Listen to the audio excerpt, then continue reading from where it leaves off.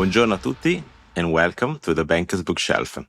The BBS is our monthly opportunity to learn from the authors of the most interesting books who challenge our thinking about the banking present and its fintech future. And today, I have the great pleasure to have in the show Aiden McCullen, the author of Undisruptable. Aiden, welcome to the show. Great to be with you, Paolo. Beautiful intro. Aiden, I am a Padawan in podcasting and you're a Jedi because your innovation show is 10 years old, I guess. So it's always a pleasure for me to follow your episodes, and the guests that you have in the show are amazing. And I'm so delighted that I can have you here today to share some of your views, personal, and what you learned from the other thinkers that you've been meeting in the last 10 years with our audience. So when I think of you, I think three things. I think rugby, I think Undisruptable, okay, and I think podcasting. So can you tell us a bit more? Yeah, well, that's kind of the sequence of I think of things as reinventions or S-curve jumps, and we might talk about that later on, but my first experience of the real adult world was rugby. So I was a terrible athlete though, Paolo. As a child, I was often last picked in the playground and not very good at any sport. And I just learned that discipline paid off and persistence paid off early. And what I found was, as I progressed through rugby, the best players often just disappeared after a while, or they discovered alcohol, or they they became ill-disciplined. And if you were a player that was just about mindset, like I was more disciplined than I was talented, you could go pretty far, and often much further than players who were really talented but not disciplined. So that's how I got into rugby. And I originally did it to learn French. I speak fluent French, and I did French and German in college. And I wanted to go on Erasmus, which is this great opportunity we have in Europe to do a year abroad. And for my year abroad, I first studied in Germany in Cologne, so in the University of Cologne. But during those 4 months, I just trained twice a day, 6 days a week, ate 10 meals a day. I was 21 and my body changed shape that year, and I got a professional contract then in France in the first division. And it was amazing. It was in a small town called Dax, and learned fluent French, played in the first division, had a great experience that just changed the trajectory of my life. And from there, I went on and played for the two best clubs in the world, played for Leinster here in Ireland and for Toulouse in France. So, and I had the great honor to play for my country as well. So that was my first. That's a rugby piece, which I can't compete with. I'm so lazy and not really talented. Even if I play myself for 50 years, I will not be able to make it. But then the second part is Undisruptable, a wonderful book. So that path began in 2008 in the crisis. So I decided I didn't have to retire from rugby, but I decided to retire, and partly due to the recession. So when the global recession hit, I had an option to have another 2 years of a rugby contract, but I was injured at the time. I had started studying the future. I started reading a lot of books to try and find out where I could find an opportunity in business. And I started to follow Nokia. There was an article, a very famous article, cover of Forbes magazine, and it said, 1 billion customers, can anyone catch the cell phone king? And it was about Nokia in 2007. It was November 2007. And I remember thinking, this is a really solid choice of a company. So I started to follow them, and I just saw their stock price just tank. And I was like, oh, how can that happen? And then I started to get interested in innovation and disruption and started to read a lot of books about that. But my first job was digital transformation. And I don't think we even called it that. It was, I wanted to get into advertising. There was a digital advertising agency. And what I like about the concept of Undisruptable is that so many people talk about disruptive innovation, how to disrupt an industry. But it's equally important to learn how to remain undisruptable. So it's like flipping a coin, and that's super cool. And then you also have a podcast. Yeah, so the podcast came out of that experience where I had been reading these books to actually upskill myself, because one of the things that happens if you're a professional sports player and you go into the business world, there's a bias towards you that is perhaps kind of thinking he's only here because he had contacts, and so you have to prove yourself. It's like kind of almost being like the boss's son. You have to prove yourself much, much more than other people. You have to work harder than other people. So I was reading a lot, and eventually, in one of the companies I was in, I started this podcast, and I started to do it because I was learning anyway, and I was like, and I may as well turn the learning into an opportunity. And sometimes I refer to the show as learning with witnesses. So that was a remarkable journey. But I started it, Paolo, you probably don't know this. I started it when I was working for the national broadcaster, and my Really? boss asked me to stop doing it.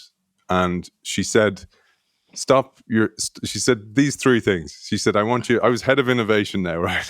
She said, I want you to stop meeting people outside the company. I want you to stop writing, because I started writing a weekly article. And she said, and I want you to stop your stupid show. So as a result, I left that company. And that was over 623 episodes ago. So I have never missed a week, and never missed a week writing. So it's the stable, repeatable piece of my week every week. I write a Thursday thought, an article every Thursday, and I release the show once a week at least. Sometimes it's two. And so, Aiden, I'm grateful that you made that decision, because I enjoyed the show, and I'm happy to hear from you the fact that learning is a continuous journey, and the more you learn, the more you can share. The more you meet people and talk to them, the more you can learn, the more you can share. It's like, a feedback loop that is always positive. And the reason why I believe our conversation is very important today is because in the age of AI, it's not just about companies, enterprises to be undisruptable or to learn how to disrupt themselves, essentially. It's also about us, because everyone is challenged by a sheer amount of transformational topics and requests for change that sounds often overwhelming for all of us. So I think that through your research and learning, we can also learn also a few things. For example, which are the key principles of change, and how we can learn to overcome the barriers of change. One thing that I will want you to highlight is, I remember there's an example of the jellyfish. I'm like saying, can we all become jellyfish? Now, it sounds like silly and maybe not positive, but in reality, there may be a good side of it. So I'll let you explain a little bit about the principles, the barriers, and the jellyfish. Yeah, so the barriers piece is that we're designed for stability. Everybody is, and if you think about even an organization figures out a competitive advantage and then how to optimize that, and it becomes all about what we call in innovation literature exploitation of an existing opportunity, and that usually comes at the expense of exploration. And we tend to exploitation versus exploration. Yes. So there's a concept, a beautiful term. It's called Janusian thinking, after this Roman god called Janus. And Janus was famous. Maybe you've seen it in Italy, where it's the god of new beginnings or doorways, and often you see it above gateways. And it's a statue with one face, one set of eyes to the future and one set to the past. And we use that as a metaphor for Janusian thinking, which is the root of the word janvier or januar or January, for example, in English. And it's this idea of new beginnings. And we use it in the innovation literature to represent this idea of exploring the future while exploiting the past, which is actually the present. And that you have to do those things in permanence, because if you stop keeping an eye on the future, you're going to eventually run out of runway.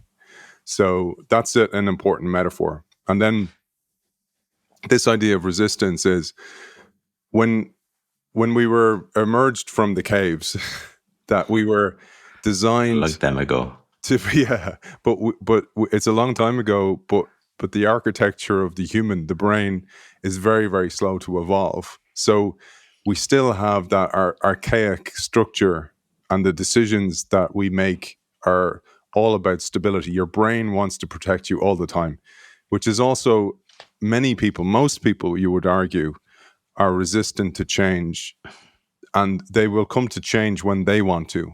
and often it's forced upon them, and that's when they mostly change. But to be willing to consistently change, to consistently explore, is quite rare.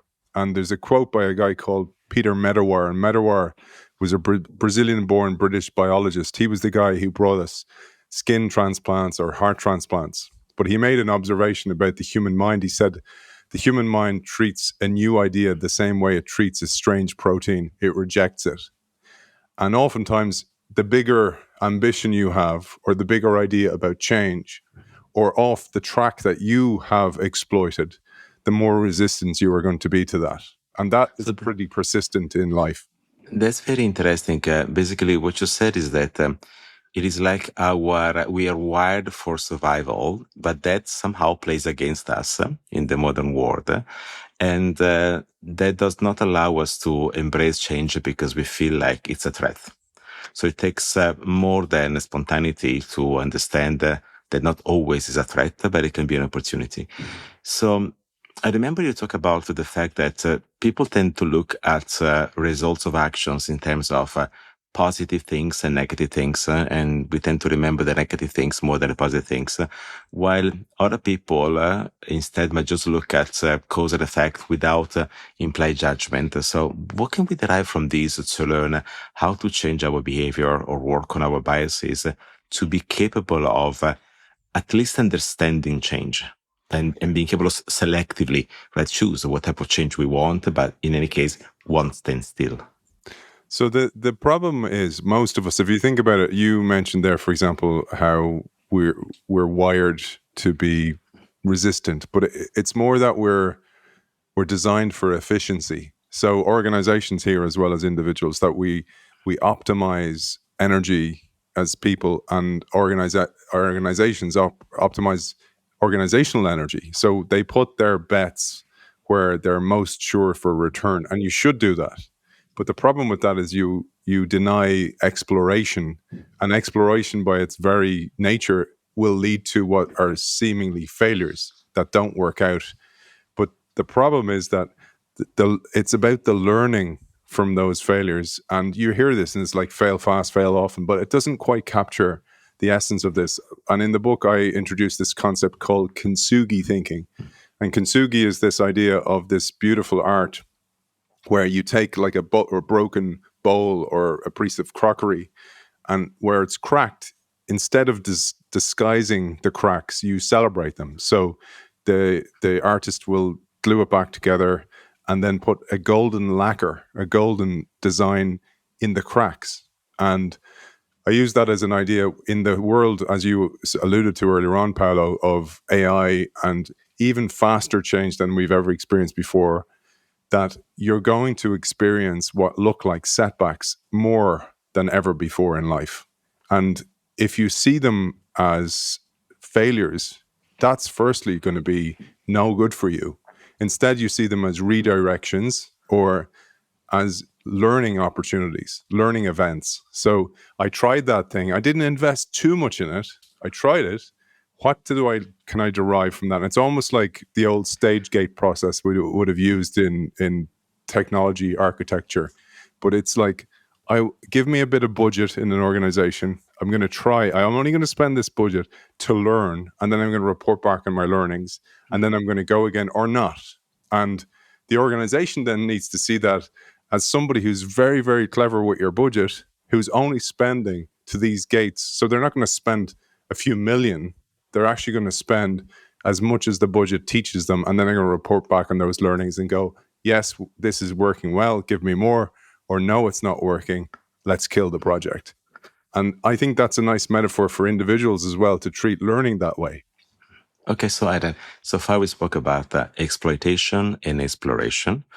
We talked about Giano Bifronte, so we need to look at the past, but also the future at the same time, because change is continuous. We discussed the way the Japanese mend broken pottery, and actually Japan used to be a great example of stability at the same time as great innovation. Not always it works, but we can see it in their history. And of course, the point is we have biases as individuals. So we are afraid of change, sort of. We reject it like an unknown protein. And then we have to learn instead that this is something we have to live with. It's what I call fundamental uncertainty anyway, being the structural reality. However, there is a one. However, even if we make our journey and we learn that we can embrace change, not necessarily the organization we are in accepts that at the same time.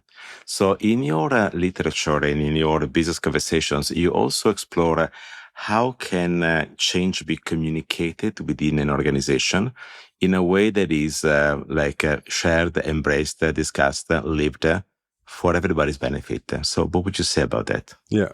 So, and I need to come back to you on the jellyfish as well. I haven't forgotten that. Yeah, I haven't forgotten either. I want to leave it as the last, most precious piece. We'll leave that for people for the end. Yeah, people have to listen to the very end. So the communication aspect is so vital. There's a term, my fellow countryman, George Bernard Shaw, he said, the single biggest problem with communication is the illusion that it has taken place. And I love that saying because oftentimes people think message sent equals message received. And think here about if you're a senior leader or at the upper echelons of an organization, you're usually quite clear on the vision of the organization, the mission of the organization, the purpose. But as you go down the floors or the lift of an organization down to the lower levels, there's people in the organization who have no idea what the vision, mission, and principles of the organization are. And I say that leaders need to be extremely clear on that. And there's a beautiful way of thinking about this is that you're extremely clear on vision, but extremely flexible about how you achieve that vision because it's going to change. And this means that leaders need to be constantly storytellers inside the organization. And why that's important, Paolo, in our world, there's a great concept in innovation called a hunting zone. And a hunting zone is essentially articulating to the organization, where do we have the right to play or to hunt? So a great example of this is NVIDIA. So stock price continues to reward people who have invested in NVIDIA. But Jensen Huang, the CEO and founder, what he did earlier on was he told the organization what the hunting zones were. So he said autonomous vehicles, gaming, quantum computing, and he articulated that. So then people in the organization know what ideas to come forward with that comply with that. Instead of, we've been through these workshops, Paolo, where the organization will ask for ideas and people keep giving ideas, but they're irrelevant to the strategy. So they're not in sync. They're not congruent with the organization's strategy. So this is why you need to be articulating these things consistently to people and make sure and check in, did message sent equal message received? So Aiden, we need to reconcile ourselves with the primitive that we have inside. We need to learn to become eloquent and clear in the communication of the strategy, knowing that while we do that, the world keeps on changing. So that's super important. And likely or not, we may want to be a jellyfish. Should we or should we not? Beautiful, man. And you're doing a great job of synopsis of what I've said as well. I'm learning from you for my own podcast here, so thank you. So the jellyfish. So firstly, the concept of the jellyfish, I'll probably do it this way, Paolo. I'll introduce the S-curve first. So the core message of this core framework of the book Undisruptable is the S-curve. And many of your listeners will know what the S-curve is. So for those who don't, very quickly, the S-curve is the shape of a kind of a stretched S. So the start of the S is, think here about a startup or a new product or service inside an organization. For a very long time, nothing happens. You're investing in it, you're putting a lot of effort in. And if you're lucky and you pass the chasm that Jeffrey Moore would talk about this in his book, Crossing the Chasm, you get to a growth phase of the S-curve. So you start to rise up that S. But inevitably then you get to a phase where it plateaus. And just like the early stage, nothing's really happening here, but you have regular recurring revenue. But inevitably what happens is the S-curve declines. So it goes to a phase of decline.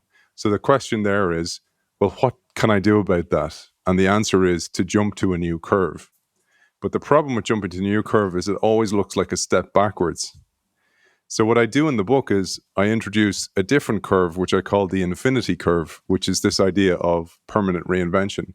So if you think about the infinity curve, it's an S curve that rises, and as soon as it gets to the top of the curve, it doubles down on itself. So it plunges down again, and it goes through a reverse S. And that beautifully comes together as this symbol of infinity. So what does that have to do with a jellyfish? So the nerd that I am, Paolo, I Rugby nerd. mapped the life cycle of a jellyfish to an S curve. And an S curve, what happens here is a jellyfish starts off as this little blob. These are called polyps, little blobs of jelly. And then it gets bigger and it becomes more tubular and eventually becomes what's called a medusa. And it will die from old age, if it's lucky, or predation, so a predator catches it, or some environmental stress, or it's killed by disease, right? So that's just like a human. But that's a normal jellyfish. And what this specific jellyfish, and I learned this from my son, by the way, he was 9 at the time I wrote the book. He told me about this, Paolo. The immortal jellyfish. And the immortal jellyfish, the Latin name is Tortoptus dorni. The immortal jellyfish is a totally different type of fish. So what happens is it's made from stem cells. And when it goes through the same life cycle as a jellyfish and it encounters some type of stress, so in your world as a banker, so regulatory stress, a competitor, somebody who starts to slowly steal your lunch and then come more and more upstream and start to take more of your revenue streams.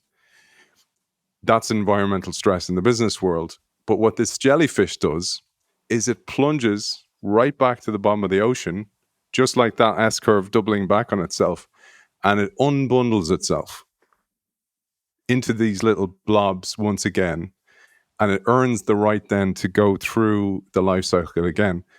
And in laboratory conditions where there's no stress or there's no predation or disease, this jellyfish can do that forever, hence the name the immortal jellyfish. And I use that as this beautiful metaphor for what happens or what needs to happen both as an individual, but also as an organization or a platform where you need to constantly look at your bundles and unbundle them and redeploy them or reshuffle them in a new way to be able to compete in the new world. So, Aaron, I'm always fascinated and also entertained by our conversations. At the conclusion, I must say that what I've learned is that I must be an eloquent primitive that should be comfortable in going out hunting. And to be successful, I've got to be an immortal jellyfish so that I can master this infinite and continuous loop of change. This is just the tip of the iceberg of the stories and the insights that people can read in your book, Undisruptable. And even more, you can create continuously as you have a weekly show that I invite everyone to follow, the Innovation Show. So Undisruptable is my reading recommendation for this month. Guys, what you want to do with your money or with time, I don't know, but this is all worth doing. Get the book, follow Aiden Show. Aiden, thank you very much for being on the Bankers Bookshelf today. Thank you, Paolo. It was really my pleasure. And I invite everyone to stay tuned for more conversations with book authors and researchers that shape our understanding of the present and the fintech future. Now, don't forget to subscribe to the Bankers Bookshelf so you can receive a polite notification about new episodes on your preferred platform. We stream on Spotify, Apple Podcasts, Amazon, and YouTube. Arrivederci a tutti and enjoy the jingle.